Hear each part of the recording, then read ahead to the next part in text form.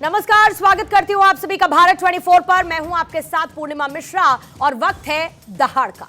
22 जनवरी को अयोध्या में रामलला की प्राण प्रतिष्ठा का भव्य कार्यक्रम पूरा हुआ है और इसको लेकर जिस तरीके से विपक्ष की तरफ से सवाल खड़े किए गए, इसे हर किसी ने देखा और अब ज्ञानवापी को लेकर कई तरीके के सवाल खड़े किए जा रहे हैं। अदालत के आदेश पर ज्ञानवापी का सर्वे होता है। आर्कियोलॉजिकल सर्वे ऑफ इंडिया ये सर्वे करता है और इस सर्वे में मंदिर होने के कई प्रमाण सामने आए। इसके बाद कोर्ट का एक और फैसला आया जिसमें व्यास तहखाने में पूजा की शुरुआत हुई। 31 साल बाद तहखाने में मंत्रोच्चार के साथ नियमित पूजा पाठ शुरू होता है।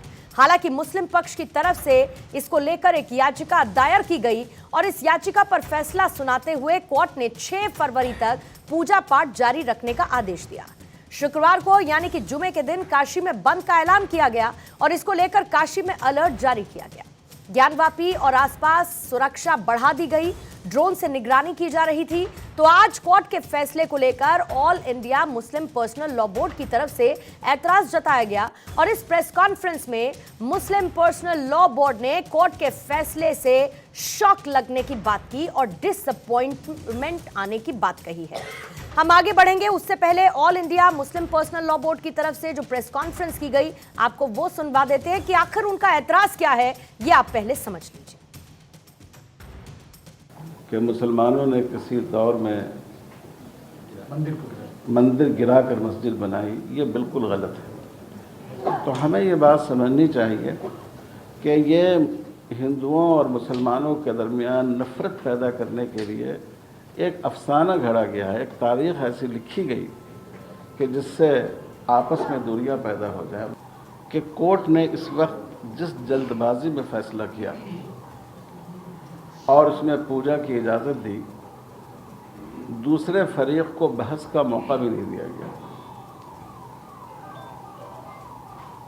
ये बात बहुत ही, इसकी वजह से अदालतों और जो इंसाफ देने वाले इदारे हैं उनके भरोसे को चोट पहुंची है।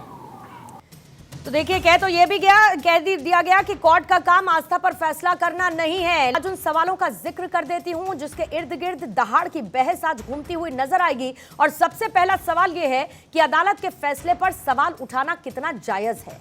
कोर्ट के फैसले से AIMPLB को आखिर ऐतराज क्यों है और क्या है? सर्वे में मंदिर के सबूत अगर मिले हैं तो फिर जो पूजा पाठ हो रही है उससे आखिर दिक्कत किसको? प्रेस कॉन्फ्रेंस में बंटवारे की बात के पीछे मकसद या फिर किस तरीके की मंशा नजर आती है? और जमीन को खरीदने या छीने जाने का आरोप कितना वाजिब नजर आता है? कौन कौन से मेहमान हमारे साथ हैं उनका जिक्र कर देती हूं। HS रावत धर्मगुरु इस वक्त हमारे साथ मौजूद हैं। प्रमोद कुमार जी अधिवक्ता है सुप्रीम कोर्ट के, इस वक्त वो हमारे साथ जुड़ चुके हैं। संजय राणा जी स्टूडियो में इस वक्त हमारे साथ मौजूद हैं और साथ ही परविंदर सेठी जी राजनीतिक विश्लेषक के तौर पर हमारे साथ मौजूद हैं। कुछ और मेहमान जो कि मुस्लिम पक्ष को सामने रखेंगे अब से थोड़ी ही देर में, वो हमारे साथ जुड़ने वाले हैं। लेकिन HS रावत जी, आप ही के साथ शुरुआत करते हुए, क्योंकि राम मंदिर का जिक्र किया गया, इस ऐतराज को जताते हुए यह कहा गया कि 2019 में जो फैसला सुनाया गया अयोध्या में प्रभु श्री राम के मंदिर को लेके, उसमें भी आस्था को प्राथमिकता के तौर पर रखा गया और ज्ञानवापी में भी यही हो रहा है। इसी के साथ कोर्ट के फैसले का अपमान करना या उसको ना मानना कितना जायज आपको नजर आता है? पूर्णिमा जी, एक कहावत है, खिस्यानी बिल्ली खंबा नोचे। इनको अच्छी तरीके से पता है कि जब बाबरी मस्जिद वाला केस हुआ था, जब सर्वे हुआ था, तो के मोहम्मद उस समय ASI के डायरेक्टर थे। उन्होंने बहुत अच्छी तरीके से सारी रिपोर्टें पेश की थी और पेश करने के बाद लोअर कोर्ट से मुकदमे जीते, हाई कोर्ट से मुकदमा जीते, सुप्रीम कोर्ट का मुकदमा जीते। 340 प्रमाण वहां पर उस समय रखे गए थे। और आज भी अगर ज्ञानवापी की बात करूं तो पिछले 7-8 महीने से लगातार वहां पर सर्वे चल रहा है और वहां पर इनके पक्ष के लोग भी हैं, इनके वकील भी हैं और सभी तरह के वहां पर ASI के जो बड़े बड़े इंस्ट्रूमेंट हैं उनके माध्यम से वहां पर सर्वे हो रहा है। लेकिन यह है कि ये मानने के लिए तैयार नहीं है और ये हमेशा कहीं ना कहीं कभी कोर्ट की बात करते हैं, कभी ASI की रिपोर्ट को मानने के लिए तैयार नहीं है। और पहले जब ये ASI ने उस समय पर ये रिपोर्टें पेश की तभी इन्होंने हंगामा खड़ा किया था। और जब लोअर कोर्ट ने आदेश दिया था तब इन्होंने कहा था ये 92 का जो वर्शिप एक्ट है उसका वायलेशन हो रहा है। अब मैं इनसे पूछना चाहता हूं, जब 93 के अंदर उस समय के मुख्यमंत्री ने वायलेशन नहीं किया, उस समय पर कंस्ट्रक्शन नहीं की, उस समय जाल नहीं लगाया, उस समय पूजा पाठ नहीं रोकी, तो इन लोगों के पास कोई प्रमाण नहीं है, कोई प्रूफ नहीं है। हमारे पास बहुत सारे प्रूफ है पूर्णिमा जी, इन प्रूफों के आधार पर हम हाई कोर्ट में भी आगे जीतेंगे, सुप्रीम कोर्ट में भी जीतेंगे, और एक न एक दिन हमारा पूर्ण विश्वास है उन साक्ष्यों के आधार पर ज्ञान वापी का पूरा परिसर हमारा होगा, ये निश्चित तौर पर मैं दावे के साथ कह सकता हूं।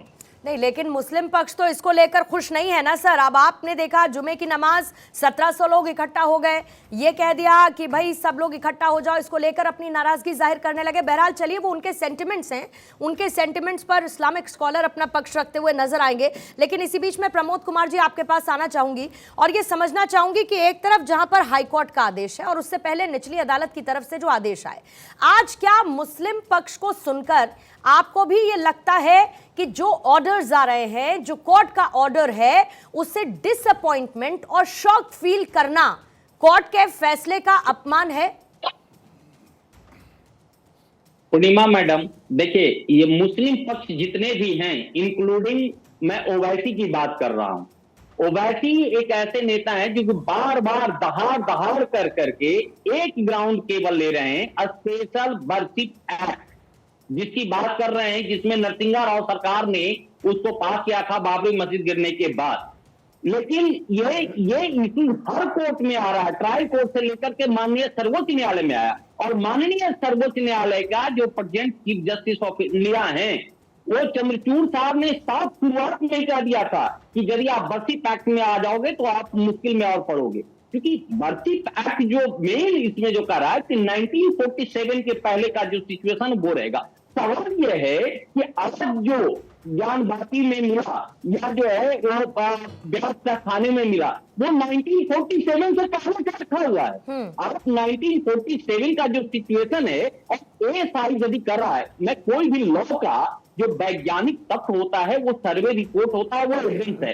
जब 550 पेज का जब सर्वे रिपोर्ट आया और उसमें साफ चीज लिखा हुआ है कि इसमें जो हिंदू देवी देवताओं का मूर्ति खंडित रूप में पाया गया, इसका मतलब है कि जाहिरों ने उसको तोड़ा है, उसको किसी तरह से जो हिंदू देवी देवताओं को उसने विनाश करने की कोशिश किया है, उनकी आस्था को तोड़ने मरोड़ने का किया है। तो इसके ऐसी स्थिति में जो न्यायालय के पास केवल पूजा करने के अधिकार के अलावा कोई रास्ता नहीं था, क्योंकि यह साबित हो चुका है कि जो ज्ञान वापी जिसको मस्जिद कर रहे थे, नहीं सर, फिर all India Muslim personal law board को ऐतराज क्यों है? All India Muslim personal law board ये क्यों कह देता है कि कानून की किताबों को आग के हवाले कर दो? वो ये क्यों कह देता है कि कोर्ट का काम आस्था आधारित फैसला करने का नहीं है? उसको ऐतराज क्यों है all India Muslim personal law board को? देखिए मैडम, ऐसा है कि ये दुर्भाग्य है इस देश का कि मुस्लिमों को पाकिस्तान और बांग्लादेश मिलने के बाद भी इनकी आत्मा को शांति नहीं मिला है।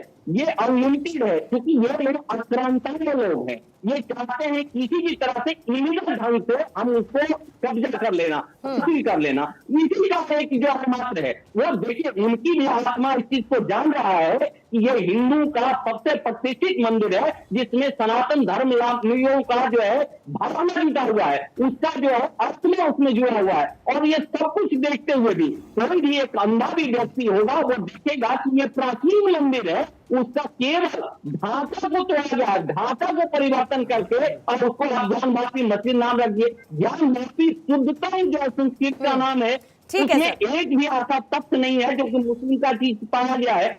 इसके बावजूद भी यदि all India Muslim personal law इस चीज को लॉ को चैलेंज कर रहा है, इसका मतलब ठीक है सर। इसी बीच में AIMPLB ये भी कहता है संजय राणा जी कि इतिहास की सच्चाई को समझना होगा। अब कौन जाकर all India Muslim personal law board को इतिहास की सच्चाई समझाएगा? क्या उनको इतिहास पता नहीं है, पहले क्या हुआ, आज की क्या स्थिति है? जोर जबरदस्ती से हमने कोई जमीन नहीं ली, हमने तो पैसे देकर ये जमीन खरीदी है। और हिंदू पक्ष को डर इसी बात का था कि मालिकाना हक की बात कर देगा वक्फ बोर्ड, कह देगा कि ये जमीन हमारी। देखिए पूर्णिमा जी, जब हम मुस्लिम पक्ष की बात करते हैं तो कहीं ना कहीं वो गोल पोस्ट चेंज करता हुआ दिखता है। अभी वो कुछ टीवी डिबेट्स पे, आप ही के डिबेट में बोल रहे थे कि भाई ये तो एक दिन पहले रिटायर होने वाले थे, एक दिन बाद, और इन्होंने जजमेंट दे दिया। देखिए 24 तारीख को रिपोर्ट आई थी, सील बंद रिपावर में था। 25 तारीख को जज साहब ने खुद खोल करके देखा। 26, 27 को 28 को छुट्टी थी, 29 को डेट रखा गया था। मुस्लिम पर्सनल लॉ के वकील ने बोला कि इसको टाल दिया जाए, तो बेचारे ने 30 तारीख को जजमेंट दे दिया। नंबर 1। नंबर 2, जो बात करते हैं कि वर्शिप एक्ट की, तो सेक्शन 3 के अंतर्गत ही जो ऑर्डर पास किया गया उसके अंतर्गत ही पास किया गया है, क्योंकि वर्शिप एक्ट नवंबर 1991 में बना था और ये जुलाई 1993 में बंद किया गया था। किसी मुस्लिम को खुश करने के लिए मुलायम सिंह ने ऐसा काम किया था। अब ये एक और दलील देते होंगे कि भैया ये बताइए, बता दीजिए कि व्यास परिवार वहां पे क्यों बार बार पूजा करता था, उसका सबूत दीजिए। मैं कुछ कानूनी तथ्य रखना चाहता हूं जो महत्वपूर्ण है जनता के लिए जानने के लिए। व्यास परिवार 11 अगस्त 1843 का ऑर्डर देख लीजिए। ये सारे ऑर्डर सबके संज्ञान में, मुझे ऐसा नहीं कि मैं अलग से कुछ बोल रहा हूं। 12 मई 1852 का ऑर्डर देख लीजिए। 8 फरवरी 1986 का ऑर्डर देख लीजिए। 2 मई 1902 का ऑर्डर देख लीजिए। 10 जून 1925 का ऑर्डर देख लीजिए। 13 अक्टूबर 1935 का ऑर्डर। ये केसेस चलते आए जो व्यास परिवार लड़ रहा है पिछले 100-200 सालों से।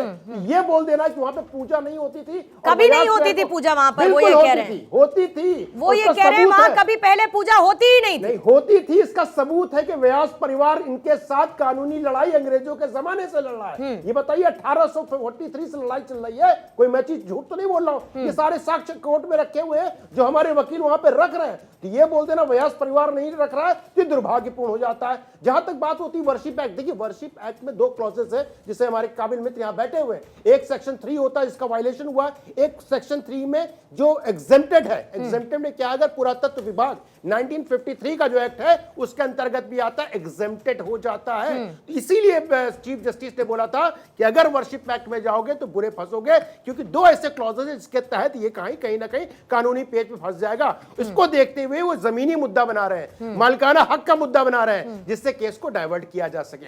तो देखिए कानून जो होता है वो कानून साक्ष्य पे चलता है, जजमेंट साक्ष्य पे दिए जाते हैं। जज पे आरोप लगा देना, कानून की किताबों को जला दो, गलत है। कानून की किताबों को जला दो। अब इस तरीके की दलीलें दी जाने लगी हैं, बांटा जा रहा है। ये प्रेस कॉन्फ्रेंस करके कहा जा रहा है कि बांटने की कोशिश हो रही है।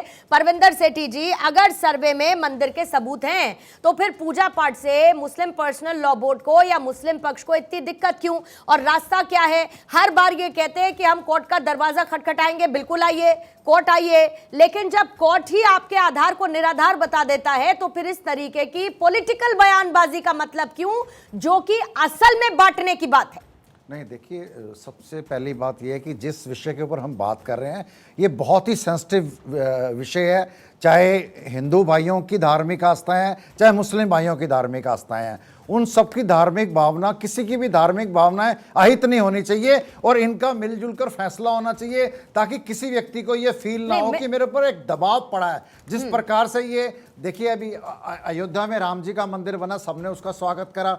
अब यहाँ पे जो बहुत सारी समस्याएं थी जो कोर्ट के अंदर जाकर, कोर्ट के अंदर जो आर्कियोलॉजिकल सर्वे ऑफ इंडिया ने उसके साक्ष्य दिए हैं, उसके बिहाफ के ऊपर उसकी पूजा भी हो गई। अगर कल को मान लो फैसला उलट हो जाता है तो क्या वहां पे आपने जो पूजा रखी है उसको उठाएंगे? आप थोड़ा समय, थोड़ा पूरी तरह से फैसला आ जाने देते, उसके बाद जो कोर्ट का फैसला होता उसका सब लोग सम्मान करते।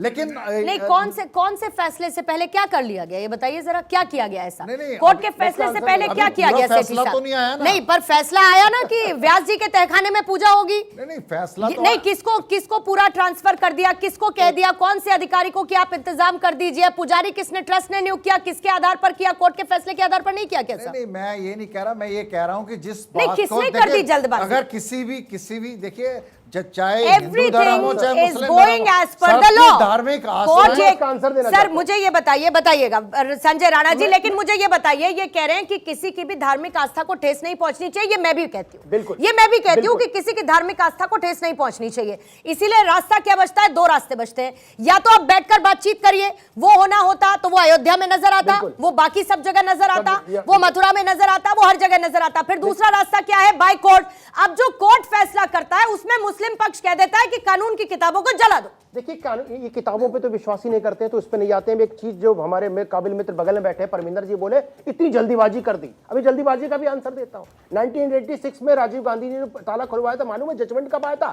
शाम के 5 बजे। ताला कब खुला था? 5:40 पे। तो भैया तब का जल्दीबाजी नहीं हो रही थी। अगर यहां पे कोर्ट बोलता है कि आप 7 दिन के अंदर करिए, चाहे 1 घंटे बात करें या 20 घंटे बात करें या 48 घंटे बात करें, उसमें आपको क्यों तकलीफ हो रही है? वहां 40 मिनट में हो गया था। मुझे कोई तकलीफ नहीं है। सत्यता के साथ साक्ष्य में चाहे कांग्रेस पार्टी है, मैं चाहे हमें में बीजेपी कोई बात नहीं कर रहा हूं। नहीं, देखिए जजमेंट की कॉपी रखी है, 5 बजे जज का मेरी नजर में मैं सबका 5:40 सम्मान पे आप करता बोलते हैं ताला हूं, खुल चाहे गया। कांग्रेस और अभी पार्टी है, जज चाहे चाहता है तो बीजेपी बोलते पार्टी किताबें है। जला दो। ठीक है आप लोग का परविंदर विश्वास सिटी जी, किताबों ठीक पे है नहीं।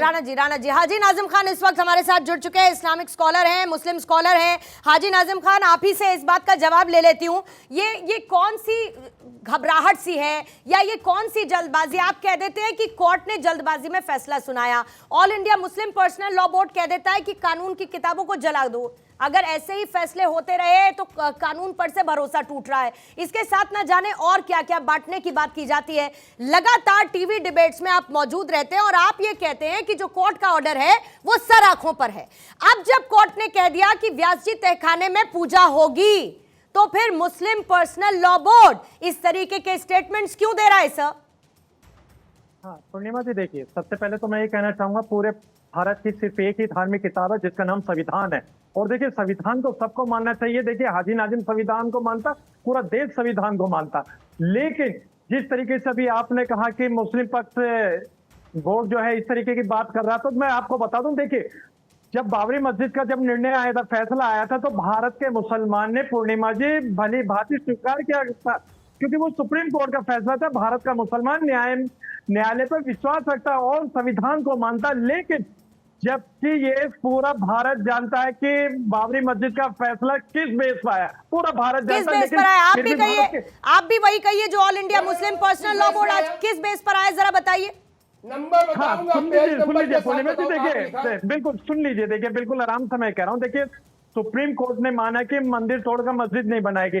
सुप्रीम कोर्ट ने यह भी कहा कि जो 1949 के अंदर बाबरी मस्जिद के अंदर मूर्तियां रखी गई वो गैर संवैधानिक तरीके से इनका ज्ञान दुरुस्त करिए राणा जी, ज्ञान दुरुस्त करिए इनका, ज्ञान दुरुस्त करिए, ज्ञान दुरुस्त करिए। और उसके बाद प्रमोद जी आपके पास आऊंगी, ज्ञान दुरुस्त करिए।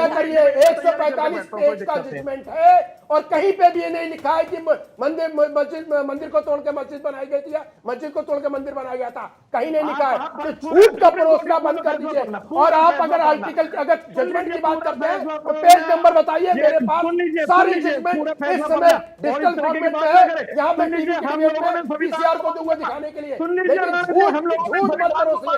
आप लोग सिर्फ सुप्रीम कोर्ट का कोई भी फैसला है मंदिर वही बनाएंगे। ठीक है बताइए ना, पूछ लेते हैं, सुन लेते हैं ना उनको। बताइए हाजी नाजिम खान, बताइए पेज नंबर बताइए सर, पेज नंबर बता दीजिए, बताइए पेज नंबर। हाँ पूर्णिमा जी बिल्कुल आपको पेज नंबर भी बताऊंगा। तुरंत बता दीजिए ना सर, तुरंत बता दीजिए। आपको व्हाट्सएप नहीं करना है मुझे, आप स्क्रीन पर लाइव हैं, बता दीजिए। सुन लीजिए तो लीजिए पूर्णिमा जी, मैं ये कह रहा हूँ कि ये बताइए भारत के मुसलमान ने संविधान के साहब मैं आपसे क्या कह रही हूँ हाजी नाजिम खान, हाजी नाजिम खान आपने हवाला दिया, मैंने तो आपके मुंह में शब्द नहीं डाले।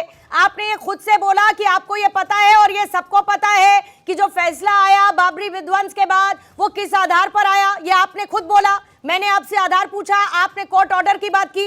अब ये बता दीजिए कोर्ट ऑर्डर में कहां पर लिखा है वो जो आप कह रहे हैं, वो जो आप कह रहे हैं ये कहां लिखा है, ये बता दीजिए। बात तो सुन लीजिए, अगर आप सुनेंगे तो देखिए पूरे देश को पता चलेगा। सबसे पहले मैं कहना चाहता हूँ राणा जी, ध्यान से सुनना, ये बताइए 1528 का हवाला दिया। 1528 भूल जाइए, ये बताइए जजमेंट की बात हो रही है। जजमेंट में क्या लिखा है? आप सिर्फ टोटल मैच का जजमेंट बता दें माननीय स्कॉलर साहब, तो मैं जो बोलो मैं डिबेट छोड़ के चला जाऊंगा। आपको कुछ पता नहीं है, यहाँ बैठ के बरकरार है लोगों को। और जिस सुनिए और जिस संविधान का आप हवाला दे रहे थे ना, और जिस संविधान का आप हवाला दे रहे थे हाजी नाजिम अब से थोड़ी देर पहले, उसी संवैधानिक आधार पर कोर्ट का फैसला आया और उसके बाद राम मंदिर बना। बहरहाल राम मंदिर से आगे बढ़ जाइए, ज्ञानवापी की बात कर लेते हैं। आप लोग तो दलीलें देते रहेंगे, आप तो बांटने तक की बात कर रहे हैं। आप कह रहे हैं कानून की किताबों को जला दो। कम से कम इस टीवी डिबेट में मैं कानून का अपमान आपके जरिए या किसी के भी जरिए होने नहीं दूंगी, क्योंकि न्यायपालिका एक ऐसा रास्ता है, जब आपके डायलॉग खत्म हो जाते हैं तो वो न्यायपालिका फैसला सुनाती है, जिसको मानने से आप इनकार कभी कर नहीं सकते। ये कम से कम तय नजर आता है। प्रमोद जी, जो हाजी नाजिम खान कह रहे हैं, मुझे उसी को आप क्रॉस कंफर्म कर दीजिए, उसी फैक्ट को आप क्रॉस कंफर्म अभी इनके सामने कर दीजिए सर। देखिए पूर्णिमा मैडम, हाजी नाजी जी जो अभी माननीय सर्वोच्च न्यायालय के कंधे पर रख करके जो तीर चला रहे थे, वो बिल्कुल सरासर गलत है। कहीं पर भी इन्होंने कोई नंबर नहीं बताया, कहीं पर भी किसी नाजिम खान साहब सुन लीजिए के बारे में ऐसा कहीं दिया गया है। दूसरी बात, ये जो बार बार कह रहे थे कि हमने सुप्रीम कोर्ट का आदेश माना कि नहीं माना, मुस्लिमों ने माना नहीं माना, सवाल है कि भारत का हर नागरिक सुप्रीम कोर्ट के आदेश को मानने का मजबूर है और हृदय उसको स्वीकार करता है। केवल कुछ लोग जैसे आतंकवादी हो गए, जो फिरकाप्रस्त हो गए, जो देशद्रोही हो गए, जो बिल्कुल मानसिक रूप से प्रताड़ित हैं, जो जाहिल है, ऐसे व्यक्ति केवल माननीय सर्वोच्च न्यायालय के आदेश को नहीं मानते हैं। अदरवाइज जो यहाँ के अच्छे नागरिक हैं, जो लॉ-अबाइडिंग सिटीजन है, वो सर्वोच्च न्यायालय और भारत के कानून को हृदय को स्वीकार करते हैं। यदि all India Muslim personal law board आज लॉ के हिंदुस्तान के लॉ को किताब की जलाने की बात करता है, इसका मतलब all India personal law board नहीं है, बल्कि लॉलेसनेस बोर्ड है। वो इसका मतलब वो जाहिल बोर्ड है, उसको यहाँ के कानून को कुछ भी नहीं पता है। और यदि ये करते हैं तो ये निश्चित रूप से है कि ये लोग बिल्कुल जो जिसको कहते हैं ना कि अंधेरे में ईंट चलाने वाली बातें कर रहे हैं। ये सबको दिख रहा है कि जो ज्ञानवापी मस्जिद को जो है मंदिर को तोड़ करके, केवल ढांचा तोड़ करके उसका पूरा का पूरा स्ट्रक्चर जो है पुराने मंदिर जैसा है वो है। इसके बावजूद भी यदि यहाँ नहीं, और उसमें तो एक सर अलग नैरेटिव अभी दिया जा रहा है ना कि वहां पर मूर्तिकार होते थे जो मूर्तियां बनाते थे, फिर उसके बाद जो मूर्तियां खंडित हो जाती थी फिर उसको छोड़ दिया गया, वो अंदर जाती चली गई, ये सब कुछ होता चला गया। बहरहाल दो मेहमान इस वक्त हमारे साथ जुड़ चुके हैं, डॉक्टर प्रवेश इस वक्त है और हाजी खान साहब भी इस वक्त हमारे साथ जुड़ चुके हैं। प्रवेश जी आपके पास आऊं, उससे पहले हाजी खान साहब आपके पास, और कुरान की एक आयत है, कुल या उहल काफिरीन, काफिरून, माफ कीजिएगा, काफिरून। जरा इसका मुझे मतलब बताइए और उसके बाद इसका अर्थ समझाते हुए ये बताइएगा कि अब प्रेस कॉन्फ्रेंस करके बंटवारे की बात कौन कर रहा है और उसके पीछे की जरूरत क्या है। बिस्मिल्लाहिर्रहमानिर्रहीम, कुल या अय्युहल काफिरून ला अअबुदु मा तअबुदून वला अंतुम आबिदूना मा अअबुदु लकुम दीनुकुम वलिय दीन।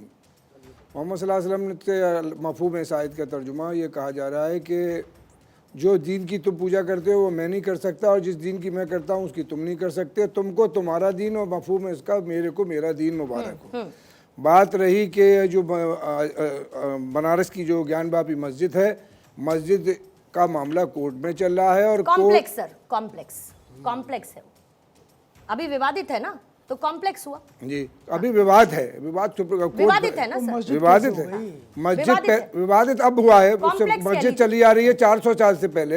ये सरकी नवाबों ने 14वीं मंदिर था, मंदिर कभी भी ज्ञानवापी मंदिर नहीं हो सकता, ज्ञानवापी मंदिर होता है। फातिमा मस्जिद नाम था उसकी, फातिमा मस्जिद 14वीं सदी सरकी नवाबों ने बनाया। सर्वे ये बताइए ना, आपने बहुत अच्छा पढ़ा, आप बोल लीजिए। आयत 5 में क्या लिखा काफिरों के बारे में बताइए। हम ये कह रहे हैं कि कुरान के बारे में बता दीजिए, आप तो काबिल स्कॉलर हैं। कुरान जो कह रहा है वो कुरान ने दो पार्ट रखे हैं, ला इलाहा इल्लल्लाह मोहम्मद रसूलुल्लाह। एक आदम अलैहिस्सलाम से लेके हुजूर पाक सल्लल्लाहु अलैहि वसल्लम तक 1,24,000 अंबिया दुनिया में तब ये तशरीफ लाई। आदम अलैहिस्सलाम से कहलवाया गया ला इलाहा इल्लल्लाह आदम सफ़ीउल्लाह, नूह अलैहिस्सलाम से क्या गया, कहवाया गया ला इलाहा इल्लल्लाह नूह नजीउल्लाह। एक मिनट सुन लीजिए ना, इब्राहिम अलैहिस्सलाम से कहलाया गया ला इलाहा इल्लल्लाह इब्राहिम खलीलुल्लाह, ला इलाहा इल्लल्लाह इस्माइल जबीउल्लाह, ला इलाहा इल्लल्लाह मूसा कलीमुल्लाह, ला इलाहा में क्या लिखा है इस पर जवाब दे दीजिए। आप क्या उसका सवाल है? नहीं, सवाल ये काफिरों के बारे में क्या, काफिर जो है एक आयत में सूरा आयत दोनों बता दो, उसमें क्या लिखा है? उस आयत को पढ़िए या उस आयत को आप बताइए भैया, तो बताऊंगा कि कौन सी सूरा भैया उसमें लिखा है कि अरे 9 नंबर आयत का आप उसका तर्जुमा बताइए। जो आप तर्जुमा क्या आप क्या देख के आए? मैंने अभी नहीं देखा, उसको पढ़ा नहीं पढ़ा ना, क्यों इस पर नहीं पढ़ा ना? इसमें लिखा है काफिर जहां मिले उनको मार दो, ये लिखा है, पढ़ लीजिए। आपने नहीं पढ़ा? अब सुन लो, अब आइए सूरह तौबा में अल्लाह ताला ने जब सूरह कुरान फतह हुआ, मक्का फतह हुआ, ये उस वक्त की बात है। और ये सुन लीजिए सर, आपने सवाल कर दिया। उसमें ये कहा गया कि ए मोहम्मद सल्लल्लाहु अलैहि वसल्लम, जिनसे आपका मुआहिदा है उनके बारे में आपको कुछ नहीं करना। जो लोग आपके सामने तलवार लेके आए उनसे मुकाबला करना है, जो अपने घर में है उनको कत्ल नहीं करना। और मक्का में एक भी आदमी का कत्ल नहीं हुआ, एक भी आदमी का ये लंका की तरह जला नहीं दिया गया, जला दी गई। सर एक मेरी बात सुनो, आप अपनी बात पे कहिए। मोहम्मद सल्लल्लाहु अलैहि वसल्लम ने जब मक्का फतह करा, चिड़िया भी नहीं मरी, आदमी तो आदमी। अरे साहब, तो आज क्यों बोल दिया इकट्ठा होइए? आज क्यों 1700 लोग जुमे की नमाज में इकट्ठा हो गए, जरा ये बताइए। नाराजगी किस बात की? फैसला कोर्ट का है ना? फैसला कोर्ट का है कि किसका है? हिंदू पक्ष का है, ट्रस्ट का है, बताइए किसका है? फैसला कोर्ट का है ना? तो आपने क्यों ऐलान कर दिया कि जरा इकट्ठा होइए? 1700 नमाजी इकट्ठा हो गए आज, जो अमूमन नहीं होते, जो अमूमन नहीं होते, जो अमूमन उस दौरान नहीं होते, जो उस दौरान अमूमन नहीं होते हैं। सब क्यों उससे जोड़ रही है? मैं इसीलिए उससे जोड़ रही हूँ। नाराज नहीं है आप? बताइए बताइए, आप नाराज है नहीं है? आप नाराज है कोर्ट के फैसले से या नहीं है, ये बताइए मुझे। कोर्ट का फैसला आप नाराज हैं या नहीं है? वाले सारे नागरिकों, all India Muslim personal law board जो कह रहा है, आप उससे इत्तेफाक रखते हैं या उसकी खिलाफत करते हैं? साहब ये बताइए। हम ये कह रहे हैं दोनों पक्षों को कोर्ट में जाने का, तो जा रहा है ना, कोर्ट में ही तो गया सर, कोर्ट में गया ना, कोर्ट में गया कि नहीं गया? कोर्ट में गया कि नहीं गया? कोर्ट में, हाई कोर्ट में। फिर उसके बाद क्या हुआ? लेकिन इतनी जल्दबाजी, फिर उसके बाद क्या हुआ? आप कह देते हैं कि आस्था के आधार पर कोर्ट फैसला सुना रहा है। अरे आंकड़े दे रहा हूं, पूरे टाइम की बात कर रहे हैं। मैंने पूर्णिमा जी 30 सेकंड दे दे, इनका ये तो थे नहीं जरा। ठीक है, प्रवेश जी के पास जाना होगा फिर मुझे, प्लीज बोलेगा। देखिए ऐसा है, इन्होंने बोला टाइम की बात बताइए। भैया 24 तारीख को सर्वे रिपोर्ट आई थी, बंद लिफाफे में आई थी। जज साहब ने 25 तारीख को खोला, 26, 27, 28 बंद था। 29 तारीख को आपकी कमेटी के लोगों को बोला था जजमेंट वो आ जाइए जिरा के लिए, उन्होंने बोला नहीं दूसरा दिन दीजिए, 30 तारीख को दिया गया। ये मत बोलिए टाइम नहीं। नंबर वन सुन लीजिए। अरे रिटायरमेंट नहीं, गलत बात है। उन्होंने 29 तारीख को रखा था नंबर 1। नंबर 2, अरे नंबर 2 सुनिए, ये 1986 में जब 5 बजे का जजमेंट आया था, 5:40 पर ताला खुल गया था, तब आप क्या सुप्रीम कोर्ट ने ये कहा। अरे सुप्रीम कोर्ट ने क्या कहा? बताइए क्या लिखा है? कि हम 500 साल पुरानी बात नहीं, एक मिनट, 97 पेज मेरे सामने जजमेंट है, देख लीजिए क्या लिखा है? सुप्रीम कोर्ट ने कहा पेज नंबर बताइए, 500 साल पहले पेज नंबर बताइए। 97 पेज देख लीजिए। सुप्रीम कोर्ट ने आप बता दीजिए ना, आप बता दीजिए ना, सुप्रीम कोर्ट ने पूरा वो पलटेंगे 97 तक, आप बता दीजिए, बताइए वो तब तक कर रहे सबको मुंह बंद करने के मूड में। आप देख लीजिए, सुप्रीम कोर्ट ने ये कहा कि 500 साल पहले जो मामलात हैं, आज का सुप्रीम कोर्ट, आज की सरकारें उसका फैसला नहीं कर सकती। जो इससे पहले जब मुसलमान नहीं आए थे, उससे पहले हिंदू राजा लड़ते थे, एक दूसरे को हराते थे, उनके मंदिरों को तोड़ के अपने आराधनों के, अरे हिंदू के मंदिरों को तोड़ देता था। बड़ा कैसी बात है? 11वीं सदी से किस तरीके की प्रवेश जी आपको लाने? रुकिएगा, संजय राणा जी, प्रवेश जी को मुझे लाने दीजिए। प्रवेश जी जरा मुझे ये बताइए, अभी भी के बारे में पता नहीं। संजय जी कोई बात नहीं, इसी अज्ञानता को तो मैं दूर करने की बात कर रही हूँ कि इस अज्ञानता को दूर कर दीजिए। और अगर ज्ञान होता, संजय राणा जी सुनिए, खान साहब इतना अगर ज्ञान होता तो फिर इस तरीके का विरोध नहीं होता, इस तरीके के स्टेटमेंट्स नहीं आते, इस तरीके की बातों से बरगलाने की कोशिश नहीं होती। प्रवेश जी जरा मुझे ये बताइए कि आप कह रहे हैं कि मंदिर गिराकर कोई मस्जिद नहीं बनाई गई, सर्वे रिपोर्ट होती है, सर्वे रिपोर्ट में मंदिर के सबूत मिलते हैं, पूजा पाठ की इजाजत किससे मिलती है? कोर्ट से मिलती है। उसके बाद व्यास जी तहखाने में पूजा अर्चना शुरू होती है, फिर उसके बाद बयानबाजी आती है कि कोर्ट्स जो हैं वो आस्था के आधार पर फैसला सुना रहे। यही राम मंदिर में भी हुआ था, यही अब ज्ञानवापी में भी हो रहा है। नहीं देखिए, मंदिर तो वहाँ था, इसके प्रमाण जो है सर्वे में भी आ गए और हिंदू समाज वर्षों से इस बात को कह भी रहा था। जैसा कि राम मंदिर के विषय में भी 500 साल का संघर्ष हुआ, लेकिन फाइनली जीत किसकी हुई? तो हिंदू समाज की जीत हुई। इसको आप मान लीजिए, इस देश के अंदर हजारों हजार मंदिरों को तोड़ा गया। ये मंदिर इसलिए तोड़े गए क्योंकि मंदिर वो हमारा मनोबल बढ़ाते थे, वो हमारे स्वाभिमान के प्रतीक थे। हम वहाँ इकट्ठा होते थे, अपने आसपास के आप चर्चा करते थे। समाज विकास के अंदर मंदिरों का बड़ा योगदान रहा है भारत के अंदर। और मंदिर जो थे वो अर्थ के भी केंद्र थे, आर्थिक व्यवस्था के भी केंद्र थे। इसलिए हाजी साहब सुनिए, हाजी साहब सुन लीजिए, फिर आप फिर वही गड़बड़ काम कर रहे हैं। हाजी खान साहब सुनिए, इसलिए मैं कह रहा हूं कि भारत में मंदिरों को तोड़ने का इतिहास रहा है और मुहस्सर आलमगीरी के अंदर खुद भी लिखा गया। औरंगजेब के जो सूबेदार थे अबुल हसन, उन्होंने कहा कि काशी के मंदिरों को तोड़ दिया गया, काशी के मंदिरों को तोड़ दिया गया और तोड़ करके वहां पर मस्जिद को तामीर कर दिया गया। ये कौन कह रहा है? ये औरंगजेब के सूबेदार, जिनको जिम्मेदारी दी गई कि आप जाकर के उस ज्ञानव्यापी मंदिर को तोड़िए। अब ज्ञानव्यापी मंदिर के अंदर हनुमान जी की मूर्ति निकल रही है, उसके अंदर गणेश जी निकल रहे हैं, उसमें लक्ष्मी जी की मूर्ति निकल रही है, ये सारी चीजें निकल रही है। क्या किसी मस्जिद के अंदर ये सारी चीजें होती है क्या? विष्णु स्वरूप है, उसमें सब कुछ मिल रहा है। और ये एएसआई का सर्वे है। विष्णु पुराण नहीं, मैं एक और बता दूं, काशी खंड सकंद पुराण के अंदर आता है, व्यासो विश्वेश्वरः भवनम समयते सुहस्त्वतो ज्ञानवापी पुरो भागो महाभगवते सह। ज्ञानवापी के सम्मुख स्थित विश्वेश्वर भवन को महर्षि व्यास महाभागवत के साथ प्राप्त हुए। यानी कि ये स्कंद पुराण के काशी खंड के अंदर हजार से हजारों वर्षों पहले की रचनाओं के अंदर इसे लिख दिया गया है कि वो वहाँ व्यास वो है, वहाँ पर शिवलिंग है, वहाँ पर नंदी है।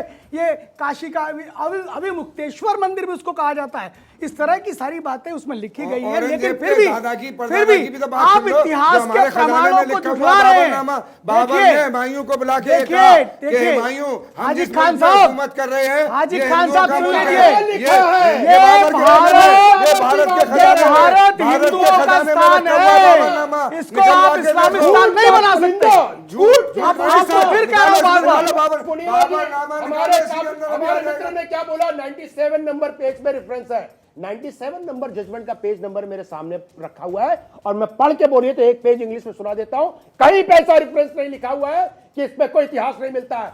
सुन्नी बोर्ड के जिलानी ने अपना कमेंट डाला था, उसका संज्ञान सर, अरे देखो अभी तो आपने 97 नंबर पेज की बात की खान साहब, अभी आपने बोला खान साहब, अभी आपने 97 पेज का जिक्र किया, उन्होंने खोल के दिखा दिया, तो अब आप कह रहे हैं कि मैंने ऐसा बोला नहीं। हम किताब देखते हैं, डेली देखते हैं सर, तो पढ़ के तो वही आना पड़ेगा ना सर, पढ़ के तो वही आना पड़ेगा। और मुझे बता दीजिए, मूर्ति पूजा तो पहले से होती थी, इस्लाम बाद में आया कि नहीं? इस्लाम बाद में आया कि नहीं, ये बताइए, ये बताइए। मूर्ति पूजा पहले से होती थी या नहीं? इस्लाम तो बाद में आया ना, इस्लाम बाद में आया है खान साहब। आप बता दो, घर पता नहीं, इससे पहले मंदिर अपने बताइए, इससे पहले बता दीजिए राम का कौन सा मंदिर है, बड़ा मंदिर बता दीजिए, आप बता दीजिए। बोलिए सर, बोलिए। ठीक है, परवेश जी को भी सुन लीजिए। सुनिए, संस्कृति अपनी एक चिरंतर, खून रगों में हिंदू है, विराट सागर समाज अपना, हम सब इसके बिंदु हैं, 33 कोटि देवता है, एक और जोड़ लेंगे, कोई दिक्कत नहीं, ये सनातन है, ये सनातन है। 33 कोटि में एक जोड़ने को हम राजी हैं।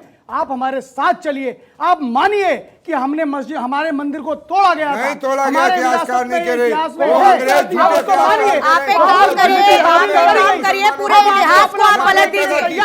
और इतिहास में खान साहब सुनिए, खान साहब आप एक काम करिए ना, आप किसी बात को मत मानिए, आप पूरे इतिहास को पलट दीजिए, आप इतिहास में छुपी हुई सच्चाई को पलट दीजिए।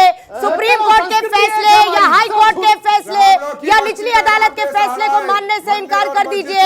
आप फिर राम मंदिर, बाबरी मस्जिद पे चले जाइए, आप कह दीजिए, उस वक्त आपके हिसाब से नैरेटिव सेट नहीं होगा ना सर, आप जो कहेंगे वैसा नैरेटिव नहीं चलेगा ना, जो सच्चाई है, आर्कियोलॉजिकल सर्वे ऑफ इंडिया का सर्वे है, सच तो वही माना जाएगा ना। मस्जिद नहीं बनाएगा, कैसी बात करते हैं आप कैसी बात करते हैं सर? आप सीधे सीधे सर्वे को नकार दे रहे हैं, जो सच्चाई सामने आई है उसको नकार दे रहे हैं, आप कोर्ट के फैसले के लिए मना कर दे रहे हैं। आपका आह्वान करते, काशी बंद कर रहे थे आज आप, ये आपका कोर्ट के प्रति आपका विश्वास है?